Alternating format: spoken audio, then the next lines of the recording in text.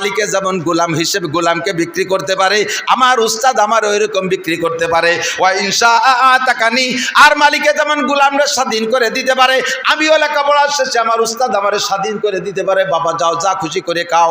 ওয়া ইনশা ইস্তারাকানি, মালিকে যেমন গোলামকে বাড়ি আটকায় রাখতে পারে, জীবন ভরে আমার বাড়ির কাজ করবি। উস্তাদ আমার একটা অক্ষর শিক্ষা দিয়েছেন, তিনি আমার উস্তাদ যদি চায় আমারে তার বাড়ির কাজের লোক হিসেবে গোলাম হিসেবে রেখে দিতে পারে। উস্তাদ আর ছাত্রের ভিতরে এমন একটা সম্পর্ক রাখতে হবে, এই উস্তাদের সাথে বেয়াদবি করো, একটা পিটেন দেশে বাড়ি যে বলে দেছো, বাড়ির বাপ্পাই এসে হুজুরের গলা চিপে ধরছে, হুজুর। যারা আসছেন ওই ছেলেটার কথা শুনে উস্তাদের কাছে অ্যাকশন নিতে, আপনারা নিজে হাতে নিজের সন্তানের পায়ে কুড়াল মারছেন, সন্তানের জীবন শেষ। এবার উস্তাদদের পরে একটু পরে বলবো, আগে গার্জিয়ানরা বুঝে নেন আর ছাত্ররা বুঝে নাও। উস্তাদ যদি গায়েরটা পিটান পাটান দেয়, শক্ত কথা বলে, তুমি যদি নিজে হাতে অ্যাকশন নাও অথবা ভাই বিরাদার ডেকে আনো, আল্লাহর কসম তুমি 4 বিপদের 1 বিপদে পড়বা।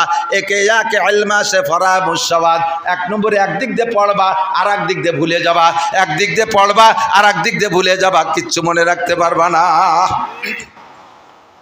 যদি লেখাপড়া শিখে পাশ করিয়ে যাও, 2 নম্বর বিপদ, একে একে আলমাস ফারা মুসাবাদ দেখার তঙ্গে রুজি বা দুনিয়া সবাদ। তোমার রেজাল্ট একেবারে A+ গোল্ডেন A+, তুমি যেখানে চাকরিতে যাবা, রিটেনে জিতলেও ভাই ভাই টিকতে পারবা না, রিটেনে টিকলেও ভাই ভাই টিকতে পারবা না। তোমার চাইতে নর্মালরা ভালো পজিশনে চাকরিতে চলে যায়, তুমি সব জায়গা ফেল আর ফেল। মাইর খাইছো কোন জায়গা জানো না, প্রাইমারির উস্তাদের সাথে বেয়াদবি করেছ, অথবা হাই স্কুলের উস্তাদের সাথে বেয়াদবি করেছ, কলেজের প্রফেসর একজন হিন্দু মাস্টার, তার প্রফেসর হরিপদ, তার সাথে বেয়াদবি করেছ, হোক সে হিন্দু উস্তাদ, কেন বেয়াদবি করেছ? তার বদদুয়ার কারণে তোমাকে আল্লাহ এইভাবে অপমান করতেছে, তোমাকে এইভাবে পরাজিত করতেছে। 2 নম্বরে তুমি রুজির অভাব কাটবে না। এরপরে যদি চাকরি পাইও যাও, ব্যবসা বাণিজ্য করে শিল্পপতি হয়েও যাও, তুমি খাইতে পারবা না, খাতেই পারবা না। কয় কিনি দি কত, বাজারে পদ্মার ঘাটের বড় বড় মাছ আমরা কিনি, খাতে পারবো না। কয় ও খাওয়া না, তোর সব খারাপ ব্রেক করে দেবে।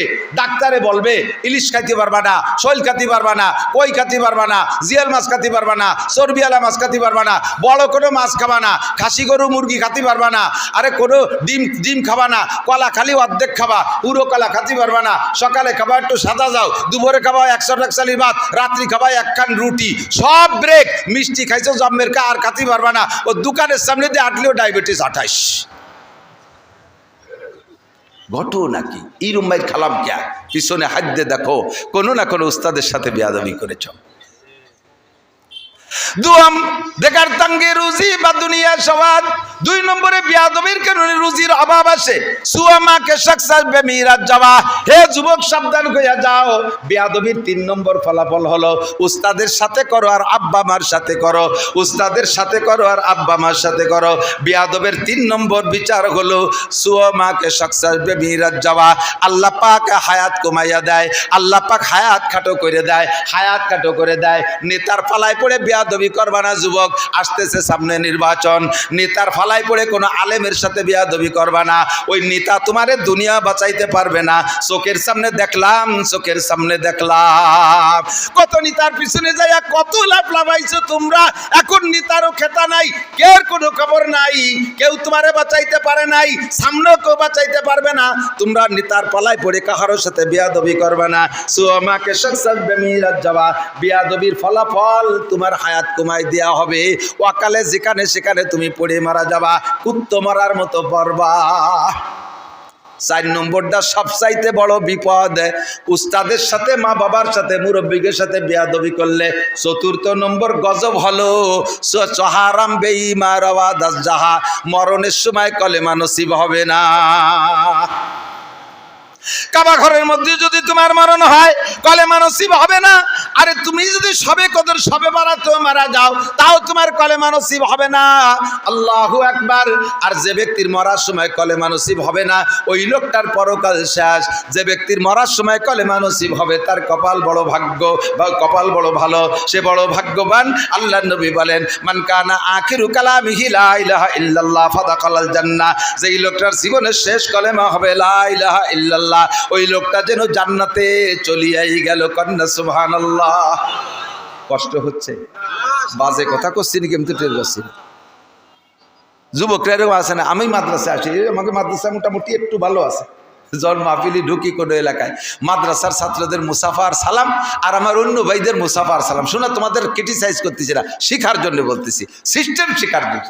বলুন আমাদের মাদ্রাসায় আমরা 24 ঘন্টা মাদ্রাসায় আবাসিক রাইখা কারকে কি বলেন, আরে ভাই পোলট্রি মুরগির বাচ্চার কোনো প্রশিক্ষণ নাই, তার মা বাপ নাই, মুরব্বী নাই, আছে নাকি? এই জন্য ওর টের পায়না, ওরে ছাড়িয়ে দেবেন বাইরে, বন বিলাইতে দাওয়া দিলেও আগে দেখতে যায় যে কিনা আইছে, কারণ তোর প্রশিক্ষণ নেই, ওর তো গার্জিয়ান নাই, মুরব্বী নেই। আর দেশি মুরগি দেখেন ছেলে মেয়ের সুন্দর করে লালন পালন করে, 300 গুণি শো মারলে মা জোর একটা ডাক দিয়ে ডানা উঁচু করে বাচ্চাগুলো বগলের তলে চলে আসে, দোলোই মা কুটকুট করে নিয়ে ঘরের মধ্যে চলে যায়, ওদের প্রশিক্ষণ আছে। মাদ্রাসায় আমরা আবাসিকভাবে সবসময় মায়ের মতো পালি, এভাবে কুটকুট করে ডাকে ঢুকে কোলের মধ্যে রেখে প্রশিক্ষণ দেই। স্কুল কলেজ ইউনিভার্সিটিতে এইভাবে প্রশিক্ষণ নাই, শিখায় না, তাদের খারাপ কিছু শিখায় তা বলবো না, ভালোই শিখায়, কিন্তু হাতে ধরে প্রশিক্ষণ দেওয়ার ব্যবস্থা নাই। ওই জায়গা থেকে ছুটি দেওয়ার পরে থাকে 16-24 ঘন্টার 4 ঘন্টা 5 ঘন্টা উস্তাদের সামনে থাকে, আর বাকি 19 ঘন্টা বাইরে থাকে, যার কারণে যতটুকু শেখে বাইরে যে তা এলোমেলো হয়ে যায়। ঢুকি, আসসালামু আলাইকুম, মাদ্রাসার ছাত্র এসেছে, আসসালামু আলাইকুম হুজুর কেমন আছেন? আলহামদুলিল্লাহ ভালো আছি, একটু মুসাফা, হাতটা এমনভাবে ধরে কেমন যেন তুলো আমি স্পর্শ করতেছি, মখমলের মতো লাগে। আর আমার অন্য বাইরে সালাম দেয়, সাইকম হুজুর, কি কইছে তার সাইকম হুজুর, সাইকম হুজুর।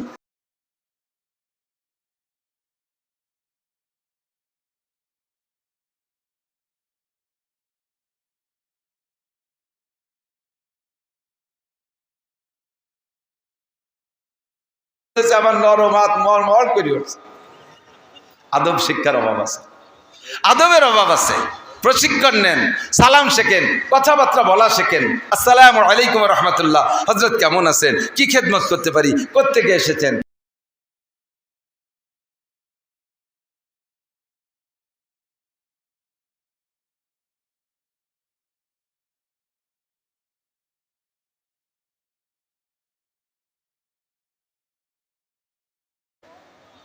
কি দাওয়াত দিয়েছে, ওয়াজের ডেট কত?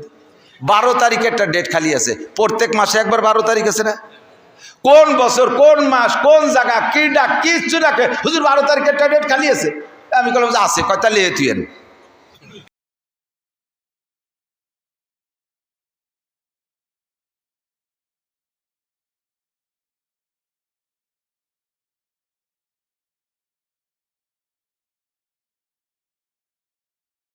সবকিছু শিখতে হবে।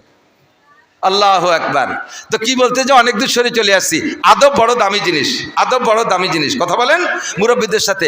ও যুবক, তুমি মোটরসাইকেল চালাও, এখন তুমি বিশ্ববিদ্যালয়ের স্টুডেন্ট, তুমি বাড়ি আসছো ঢাকা থেকে, ঢাকা জাহাঙ্গীরনগরের থেকে বাড়ি আসছো, এসে তুমি রাস্তায় দিয়ে মোটরসাইকেল চালাচ্ছো, ধনী লোকের ছেলে, তোমার সেই প্রাইমারি শিক্ষক তিনি আইজও বাইসাইকেলে খড় করে চলে, কারণ বেতন যা পায় ছেলে মেয়ে গুটি খানিক তাই দিয়ে আর ডানি বামে করতে পারে না। আর প্রাইমারিতে আর ঘুষমুস নাই, কি দিয়ে কি করবে, হয়তো পিরাই মারে, লেখাপড়া ঠিক মতো করে না, পিরাই মারে, বাকি বেতন বেশি না।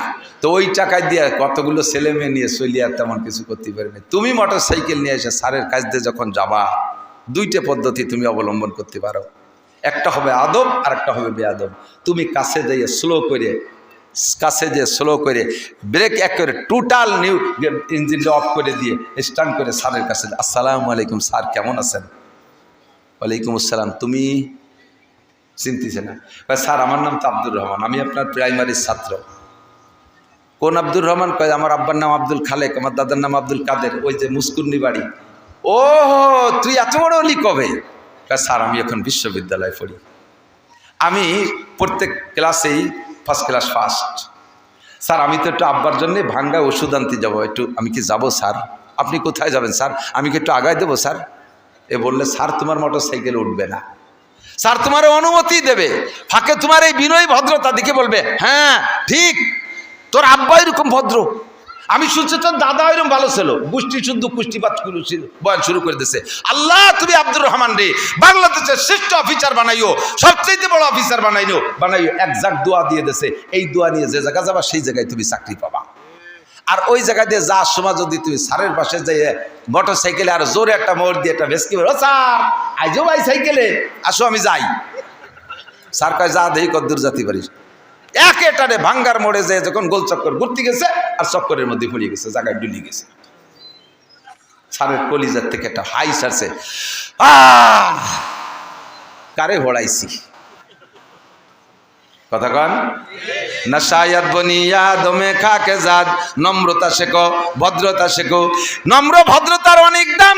নবী পাক বলেন, আমার দিক তাকান, সন্তান শুরু থেকে কিভাবে তৈরি করবেন এই কথাগুলি এখন বলতেছি। এই কথাগুলি এখন বলা মানে হাই স্কুল কলেজ বিশ্ববিদ্যালয়ের ছাত্রদের এ কথাগুলো বলে সোজা করার মানে হলো, একটা মেহগনি গাছ লাগানোর সময় বেঁকা করে লাগাইছেন, মেহগনি গাছ বেঁকা করে লাগাইছেন, 30 বছর পরে এত মোটা হয়ে গেছে বেঁকা অবস্থায়।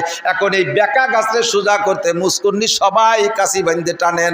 আর মুফতি আব্দুল গফফার সাহেব ইসমতুল্লাহ কাসেমি, চরমুনার পীর সাহেব আর আমাকে মতো কতগুলো মোটা মোটা সাপ আইনিয়া আমাকে দোয়ায় লাগাইতেছেন, হুজুর আপনারা জালাল খতম পড়েন, আমরা গাছটা টেনে সোজা করব। সারা মুস্কুন্নি সবাই ওই গাছের সাথে বেঁকা হয়ে যাবা, কিন্তু গাছ সোজা করা যাবে না। জন্মের সময় যার বিসমিল্লাতে ভুল, ও ছেলে নবীর সরা করে না কবুল। আল্লাহ মাটি দিয়ে বানাইছেন, বানানোর সূচনাটা কেমন? আপনাকে পাঠিয়েছেন মাতৃগর্ভে। আমার মারা যদি আওয়াজ শোনেন, কথা খেয়াল করবেন, বাচ্চা যদি দিনদার পরহেজগার আর ভদ্র শিক্ষিত আমায়িক সন্তান, আপনি সন্তানের মা হতে চান, আপনার সন্তান ভদ্র হোক, কর্মজীবী হোক, আমরা দোয়া করি বড় বড় অফিসার হোক, নেতা হোক, এই দোয়া আমরা করি। তবে এমন সন্তান পাইতে হলে পদ্ধতিটা নিয়ে নিতে হবে। আমার দিক খুব খেয়াল করতে হবে, জায়গা মতো চলে আসি। এমন সন্তান যদি পাইতে হয়, বানাইতে হয়, তাহলে 1 নম্বর হলো খ্যাত খান ভালো হতে হবে। ফসল ভালো হওয়ার জন্য খ্যাত ভালো হওয়া শর্ত। কতক্ষণ ফসল ভালো হইলে দামি দামি বিদেশি বীজ বুনয় দেশের নোনা জমিনে। আল্লামা ফরিদুদ্দিন রহমাতুল্লাহ আলাইহি বলেন, জমিনে সুরা সম্বল বার নয়া রাত, দরু তকমা আমল যায় মাগরদা। আরে নোনা জমিন চাষ দিয়ে লাভ নাই, লবণ জমিন চাষ দিয়ে তার মধ্যে বেসন দিয়ে লাভ নাই, ওই জমিতে বীজ গজায় না। আগে সন্তান ভালো, তেমনই সন্তান ভালো হইতে হলে আগে লাগবে মাটা ভালো হইতে হবে। বাচ্চা যখন পেটে নেবেন, মা সাবধান থাকবেন, আব্বাদেরও একটা দায়িত্ব আছে।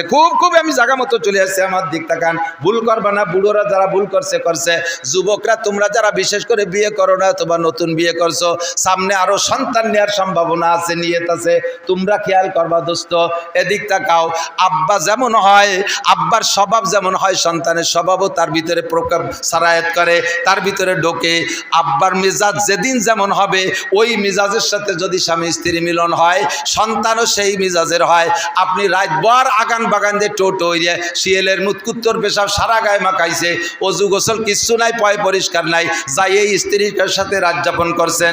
আপনার আজকের রাত্রে শরীরটা ভালো না, নাপাক শরীর, ওই অবস্থায় আপনি যা করার করেছেন, এরপরে সন্তান আছে, ওই সন্তানটা ওই রকম উড়ইটে ভাদাইমে হবে। আপনি রাত্রে চোরদের সাথে গল্প করে আড্ডা করে আইসা রাত্রির স্ত্রীর সাথে মিলন করেছেন, সন্তানের ভিতরে ওই চূড়া স্বভাব আসতে পারে। আপনি বদমায়েশ, কি বলা হয়, লুচ্চ বদমায়েশদের সাথে গল্প করে আইসা সেই মিজাজ নেই, স্ত্রীর সাথে রাত যাপন করেছেন, সন্তানের ভিতরে ওই স্বভাবের খানিকটা ঢুকে যেতে পারে। আপনি আল্লাহ ওয়ালা বুজুর্গানে দিনের মজলিসে গল্প করে আইসা বুজুর্গানে দিনের কিস্সা কাহিনী শুনে আইসা রাত যাপন করেছেন, আর ওই রাত্রে আপনার স্ত্রীর গর্ভে সন্তান আছে। আপনি যদি মূর্খ কৃষক চাষাও হয়ে থাকেন, আপনার ঘরে আব্দুল গফফারের মতো সন্তান জন্ম নিতে পারে, ইসমাতুল্লাহ কাসেমির মতো সন্তান জন্ম নিতে পারে। আহমদ শফি সাহেবের বাপ বড় আলেম ছিলেন না, আরে চরমুনার পিসাক ইসাব ফজলুল করিম চরমুনার পীর সাহেবের বাপের নাম ইসাক সাহেব, ইসাক সাহেবের বাপের নাম আর এক বড় কোনো পীর সাহেব না, তার বাপ একজন মূর্খ কৃষক মানুষ। আমরাও মূর্খ বাপের সন্তান। আমার আব্বা আলেম ছিলেন না, আল্লাহর রহমতে আমরা 4টে ভাই হাফেজ মৌলানা। আমার আব্বাজি জীবনে কোনোদিন এক ওয়াক্ত নামাজ কাজা করে নাই। আমার আব্বারে দেখি নাই কোনো আজে বাজে মানুষের সাথে আড্ডা করছে, চোর ডাকাত গুন্ড বদমাশদের সাথে আড্ডা করতে আমি শুনি নাই। আমার আব্বারে কোনো নিশা ব্যবহার করতে আমরা দেখি নাই। আমার আব্বা সাদাসিধে মানুষ, কৃষি ক্ষেত কামার করতেন, 5 ওয়াক্ত নামাজ পড়তেন। প্রত্যেক দিন মাঠে যাওয়ার আগে কিছু হলিও 2 পৃষ্ঠা হলিও আমার আব্বা কোরআন শরীফ তিলাওয়াত করতেন। আমার বিশ্বাস, আমার এই আব্বা আর আমার নেককার মা, আমার মার বয়স এখন 100 বছর, আজ থেকে 5 বছর আগে মা বেশি মাজুর হয়ে গেছে। এই 95 বছর বয়স পর্যন্ত আমার মা যেদিন থেকে কোরআন পড়া শিখছে, আমরা দেখেছি সকালবেলা এবং রাতের বেলা মাকে কোরআন তেলাওয়াত করতে। আমার মা কোরআন শরীফের বড় বড় প্রায় 30টা সূরা আমার মার মুখস্থ। আমার মা কোরআন শরীফ সচক্ষে দেখে পড়েন। আমি সেই কোরআন পড়নেওয়ালা মায়ের সন্তান, নইলে আমার ব্যক্তিগত কোনো কারামতি নাই। আব্বা মা নেক বিদায় আমরা আল্লাহ পাক এই পর্যন্ত আমাদেরকে নিয়ে আসছে। মাও ভালো হতে হবে, আব্বাও ভালো হতে হবে। আপনি স্ত্রীর কাছে যাওয়ার আগে একটু পরিষ্কার পরিচ্ছন্নতা অর্জন করবেন, যাওয়ার আগে ব্যবহারের আগে একটা দোয়া পড়বেন, আল্লাহুম্মা জান্নিবনা শায়াতিন, আমার দিক, আল্লাহুম্মা জান্নিবনা শায়াতিন ওয়া জান্নিবিশ শায়াতিনা ফিমা রাযাকতানা। আল্লাহ আমাকে শয়তানের হাত থেকে বাঁচাও, আর পরবর্তী যে জেনারেশন সন্তান আমাকে তুমি দিবা তাকেও তুমি শয়তানের থেকে বাঁচাও। এই দোয়াটা পড়ে স্ত্রীর সাথে আপনি রাত যাপন করলে শয়তানে আপনার সন্তানের উপরে প্রভাব ফেলতে পারবে না। ভালো সন্তান চাইতে হলে শুরু করতে হবে এভাবে। এবার মায়ের কোন দিনের মিলনে পেটে বাচ্চা গেছে জানে না, কাজেই মা প্রত্যেক দিন পর্দা করবেন, সবসময় পর্দা করবেন। পর্দানসীন মায়ের পেটের থেকে যদি একজন ডিসি হয়, সে ডিসিটা হবে আমাদের গোপালগঞ্জের ডিসির মতো। পর্দানসীন মায়ের পেট থেকে যদি একজন ডিআইজি হয়, সে ডিআইজি হবে ডিআইজি রফিকুল ইসলাম শিমুলের মতো। পর্দানসীন মায়ের পেট থেকে যদি একজন ইঞ্জিনিয়ার হয়, তিনি হবে ইঞ্জিনিয়ার আব্দুল মুকিতের মতো, ইঞ্জিনিয়ার সেলিম আকরামের মতো। এইরকম ইঞ্জিনিয়ার হবে। কথা বলেন ঠিক কি ঠিক না? পর্দানসীন মায়ের পেট থেকে যদি একজন ডাক্তার হয়, সে ডাক্তারটাও বহু ডাক্তার আছে মেডিকেল সায়েন্সে, মেডিকেল কলেজে যে দেখেন আল্লাহওয়ালা জুব্বাওয়ালা পাগড়িওয়ালা ডাক্তার হাজারো আছে আল্লাহর রহমতে। এমন ডাক্তার, ইঞ্জিনিয়ার, ডিসিএসপি সন্তান পাইতে হলে মা আপনাকে হতে হবে ভালো। বাচ্চা পেটে আসার পরে মা যত বেশি সাংসারিক কাজে ব্যস্ত থাকবেন, বাচ্চাটা পেটে তত ইজি হবে। বাচ্চা পেটে আসার পরে বেশি বেশি শ্বশুর বাড়ি থাকার চেষ্টা করবেন, শ্বশুর শাশুড়িরে খেদমত করার চেষ্টা করবেন, শ্বশুর শাশুড়িরে খেদমত করবেন। মা বাচ্চা পেটে নিয়া শ্বশুর শাশুড়ি দেখবে আর আল্লাহর কাছে নির্জনে দোয়া করবে, রব্বুল আলামিন আমার এই মা, আমার বৌমা পেটে বাচ্চা নিয়ে নড়তে পারে না, তারপর আমার মশারির কেনিটা বেঁধে দিয়ে গেল, আমার গায়ে ল্যাপটা টেনে দিয়ে গেল। আল্লাহ আমার এই মা, আমার গর্ভবতী মা নড়াচড়া করতে পারে না, প্রত্যেক শুক্রবারে গরম পানি করে আমারে শীতকালে গোসল করাইয়া দেয়, আমার মা রান্না করে আগে আমারে খাওয়াইয়া দেয়। আল্লাহ আমি আমার মায়ের পর সন্তুষ্ট, আমার বৌমার পেট থেকে একটা নেককার সন্তান নরমালি দিও। শ্বশুর শাশুড়ির দোয়ায় তোমার বাচ্চা নরমাল হবে, সিজারে যাওয়া লাগবে না, সিজারে যাওয়া লাগবে না, সিজারে যাওয়া লাগবে না। আর মেয়েরা বাচ্চা পেটে আসার সাথে সাথে আল্লাদের ঠেলায় বাপের বাড়ি চলে যায়, শ্বশুর শাশুড়ির খোঁজ খবর নেয় না। বুড়ো বুড়ি শ্বশুর শাশুড়ি রান্না করে খাওয়ানোর কেউ নাই, কান্দে আর কয় এমন শয়তানটা বাড়ি আনলাম, বুড়ো কালে ফেলাইতে চলে গেল। আল্লাহ যেন তোরা দুনিয়ায় বিচার করে, আখেরাতেও বিচার করে। সেই বিচার শুরু হয় ডেলিভারির সময় থেকে। সিজারে লাগে 1.5 লাখ টাকা, এরপরে বাচ্চা হয় পঙ্গু পাঙ্গা খোড়া কানা, বড় হইলে হয় সেইটা মস্তান ডাকায় তার নুচ্ছ বদমায়েশ। সাবধান, সতর্ক হয়ে যাও, সতর্ক করে দেই। আল্লাহু আকবার। এরপরে বাচ্চা ডেলিভারির পরে উলামায়ে কিরামের কাছ থেকে শুনেছেন, খেয়াল রাখেন, বাচ্চা ডেলিভারি হওয়ার পরে আপনি সন্তানের কাছ থেকে আপনি আব্বা মা হিসেবে হক আদায় করতে চান, আপনি আব্বা মা হিসেবে কি সন্তানের হকটা আদায় করেছেন তা কি আপনার মনে আছে? সন্তান আপনার কাছে কি পাবে? জন্মের পরে পরিষ্কার করিয়া কোলে দেবে আপনার কাছে, ডান কানে আজান আর বাম কানে একামত দিয়া তাকে আল্লাহ আল্লাহ রসুলের সাথে পরিচয় করায় দেবেন। সরমুনার মরহুম পীর সাহেব রহমাতুল্লাহ আলাইহি বলতেন, জন্মের সময় যার বিসমিল্লাতে ভুল, ও ছেলে নবীর সরা করে না কবুল। জন্মের সময় যদি আজান একামত কপার কানে না দেওয়া হয়, তাহলে ওই ছেলেরে আর 30 বছর পরে সেই মেহগুনি গাছটা ঠেলে সোজা করা যাবে না। আল্লাহ, যুবক মুরব্বীরা ফেল করছে, আমরা করব না ইনশাআল্লাহ, ঠিক আছে না ইনশাআল্লাহ? এখনো বিয়েই করি না, তার এত তাড়াতাড়ি সবাই ঘুমিয়ে আছে। শিশুর পিতা, সব শিশুরই অন্তরে, সব শিশুর পেটে অন্তরে শিশুর পিতা হওয়ার শখ ঘুমিয়ে আছে। আমি একদিন আব্বা হব, আমি একদিন আব্বা হব, এ শখ সবাই আছে। তুমি যেদিন আব্বা হবা এই সিস্টেমে আসো, আল্লাহ রহমতে তোমার সন্তান নেক সন্তান হবে। এরপরে তাকে তাহনিক করাও। মুফতি আব্দুল গফ্ফার সাহেব হুজুরে পাইলে ভালো, না পাইলে ইসমাতুল্লাহ কাসেমি, না পাইলে তুমি যাও তলহা সাহেবকে নিয়ে এসো, না পাইলে এই মাদ্রাসার মোহতান সাহেবরে নিয়ে যান, যাইয়ে বাচ্চার হুজুরে একটু খেজুর খাইতে দেবেন। হুজুর খেজুর চাবাই খাইয়া খেয়ে ফেলবে, জিব্বে থেকে হালকা হালকা একটু খেজুরের মিষ্টি বাচ্চার জিব্বে দিয়ে দেবে। খেজুরের কোনো দানা দিলে অথবা ছোট বাচ্চা গিলতে পারবে না, হালকা একটু খেজুর মাখানের রস তার জিব্বের থেকে দেবেন। হুজুরের মধ্যে যে ঈমান, হুজুরের মধ্যে যে আমল, হুজুরের যে তাকওয়া, হুজুরের যে পরহেজগারি, হুজুরের যে ইখলাস, হুজুরের যে আমানতদারি, একজন হাক্কানি আলেমের মধ্যে যা আছে আল্লাহ পাক তার অংশ আপনার বাচ্চারে দিয়ে দিতে পারে। এইটা হলো তাহনিক সুন্নাত, এটা কোনোদিন করেন নাই। 3 নম্বর হলো খেয়াল করি, বাচ্চা বাচ্চাকে মারা নিজের স্তনের দুধ খাওয়ানোর চেষ্টা করবেন, বাচ্চারা নিজের স্তনের মারা বাচ্চাদেরকে নিজের স্তনের দুধ খাওয়ানোর চেষ্টা করবেন। আগে প্রথা ছিল বাচ্চা ডেলিভারির পরে মায়ের স্তন দুধে যে ভরে যায়, এই দুধ যে শাল দুধ কয়ে এটাকে নিংড়ে ফেলে দিত বাইরে, কয় ওই দুধ খাইলে পেট খারাপ হয় না। মেডিকেল সায়েন্সের বিজ্ঞানী ডাক্তাররা আবিষ্কার করেছে এই শাল দুধের ভিতরে বাচ্চার অনেক অনেক উপকারিতা। 1 নম্বরে চোখের পাওয়ার ওই শাল দুধের ভিতরে, 2 নম্বরে মাথার ব্রেন, 3 নম্বরে কানের শ্রবণ শক্তি, 4 নম্বরে জিহ্বার স্বাদ শক্তি, 5 নম্বরে হার্ট মজবুত হয়, 6 নম্বরে লাংস মজবুত হয়, 7 নম্বরে কিডনি মজবুত হয়, 8 নম্বরে বাল্ব মজবুত হয়, 9 নম্বরে তার পিত্ত যেটা হজমি শক্তি বাড়ায় সেইটা মজবুত হয়, 10 নম্বরে তার পাকস্থলী শক্তিশালী হয়, 11 নম্বরে তার কণ্ঠ ভালো হয়, কণ্ঠ মোটা হয়, আওয়াজ কণ্ঠ সুন্দর হয়, গলায় জোর হয়। মুরব্বীরা সাক্ষী দেন, মাইক রয়েছে সেদিন, আগে মুরব্বীরা মুখে আজান দিত, এই মুস্কুনিতে আজান দিলি ওই পাশে একেবারে জয় বাংলাতে শোনা যেত। আর এখনকার মুয়াজ্জিনরা আজান দেয়, মাইকে আজান দিলেও তা সে মুয়াজ্জিন নিজেও শোনে না, মহল্লার ওই কোনা পর্যন্ত যায় না। মায়ের খাইছেন কোন জায়গা, মায়ের খাইছেন কোন জায়গা? আগের মুরব্বীরা মার দুধ খাইছেন 2-2.5 বছর পাকা পেট ভরে গদ গদ করে খাইছেন, আর এখন বাচ্চা হওয়ার সাথে সাথে মারা দুধি থেকে ব্রেক করে দিচ্ছে, আগে থেকে ফিডার ফিলাক্স কিনে তুলে দিচ্ছে পশ্চিমে দুধ, ইন্ডিয়ান দুধ, ইটালিয়ান দুধ, ফ্রান্সের দুধ, আমেরিকান দুধ, রাশিয়ান দুধ, সিঙ্গাপুরি দুধ, এই বিদেশের 12 দেশের 13 মার দুধ খাওয়াইয়া নিজের মা দুধি থেকে বঞ্চিত করছেন। ওর গলাও গেছে, ওর কণ্ঠও গেছে, ওর হাড় লাং সব শেষ হয়ে গেছে। কাজে আজান দিলি সেও সেও তিতালে থাকে, শব্দ নাই। আল্লাহর রহমতে পাক্কা 2.5 বছর দুধ খাইছি মায়ের দুধ। সেই অভাবের আমলে যে সময় মাও স্বাধীনের সময় 69 আমার জন্ম, কত অভাবের ভিতর দিয়ে সেই সময় খাইছি মার 2.5 বছরের দুধ। আল্লাহর রহমতে সারাটা বছর সিলাই বেলাই গলার মধ্যে একটু দুর্বলতা নেই, গায়ে গোস্ত না থাকলে জেজি পোকার মতো। জেজি পোকা দেখছেন এক টুকারটা পোক, ওর কেরানির ঠেলায় পুরো ভাঙ্গা নড়িয়ে যায়। আল্লাহ মারা স্তনের থেকে দুধ খাবেন। যদি কোনো মহিলা সন্তানকে মাহরুম করে এই নিয়ামত থেকে, যে স্তনের থেকে দুধ খাইলে শারীরিক গঠন ঢিলাঢালা হয়ে যাবে, এই বয়সে উনি ইয়াং থাকবে বিদায় দুধ খাওয়াবে না, সাবধান, সতর্ক হয়ে যান। আজ থেকে 30 বছর আগে এই রোগের কথা মুরব্বীরা শোনেন নাই, এখন হাজার হাজার হাসপাতাল ভরে গেছে।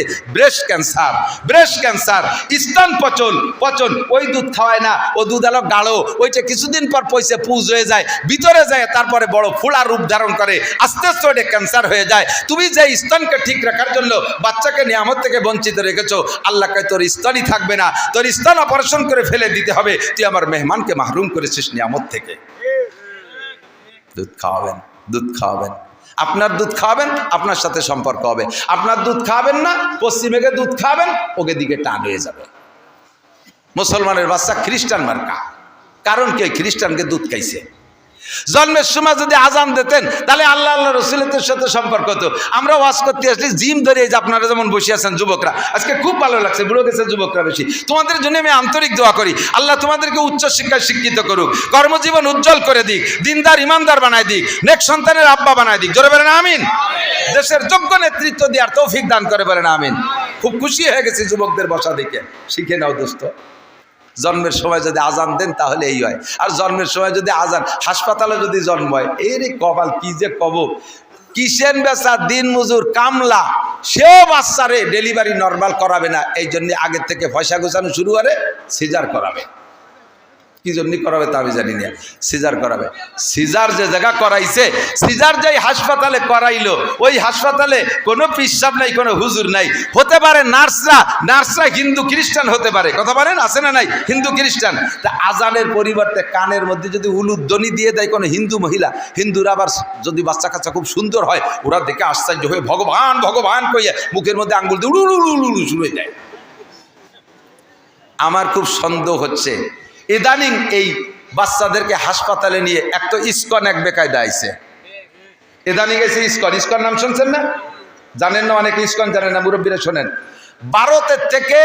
ভারতের থেকে একদল পাঠাইছে ওদের গোয়েন্দার মাধ্যমে, এই দেশি হিন্দু অথবা ওই দেশি হিন্দু, এরা আইসা যদি এদের প্রয়োজন হয় দাড়ি রাখতে হলে রাখবে, টুপি পরতে হলে পরবে, জুব্বা পরতে হলে পরবে, নামে মুসলমান হতে হলে হবে, মসজিদের ইমামতি করতে হলে করবে, কোরআন শরীফ পড়া শিখতে হলে শিখবে, ভিতরে হিন্দু। এই যুবকরা আইসা এভাবে রূপ ধরে মুসলমান মেয়েদেরকে নামে মাত্র বিয়ে করে, হাকিকতে বিয়ে না, হাকিকতে বিয়ে তো হবে না।